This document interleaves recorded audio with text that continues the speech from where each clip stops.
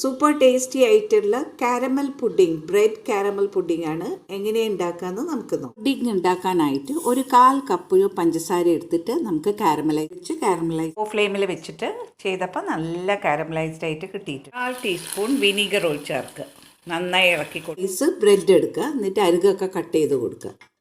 ഇട്ടിട്ട് നന്നായിട്ട് ബ്രെഡ് പൊടിച്ചിട്ട് ബൗളിൽ 1/2 കപ്പ് പാൽ ഒഴിച്ചതിന് 1 സ്പൂൺ കസ്റ്റേർഡ് പൗഡർ മിക്സ് ചെയ്ത് നന്നായിട്ട് മിക്സ് ചെയ്തതിൽ 1 കപ്പ് പഞ്ചസാര ചേർത്തിട്ട് നന്നായി തിളച്ച് വാനില എസൻസും ചേർക്കുക. ഈ കസ്റ്റേർഡ് മിക്സ്ചർ ചേർക്കുക. നമ്മൾ പൊടിച്ചു വെച്ച ബ്രെഡും ചെയ്തതിന് ശേഷം നമുക്ക് കാരമലൈസ് ചെയ്ത പാത്രത്തിലേക്ക് ഈ മിക്സ്ചർ ഒഴിച്ചു കൊടുക്കാം. നമുക്ക് സ്റ്റീം ചെയ്തെടുക്കാം. നന്നായിട്ട് ആദ്യം നല്ല ഹൈ ഫ്ലെയിമിൽ വെച്ചതിന് ശേഷം കുറച്ച് കഴിഞ്ഞിട്ട് സ്ലോ ഫ്ലെയിമിൽ വെച്ച് ഒരു 30 മിനിറ്റ് വെച്ചിട്ട് സ്റ്റീം ചെയ്യുമ്പം ഒരു അടപ്പുകൊണ്ട് അടച്ച് വെക്കുക.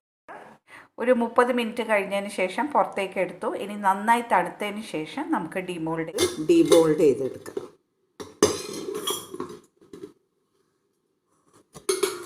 പുഡിംഗ് റെഡിയായി.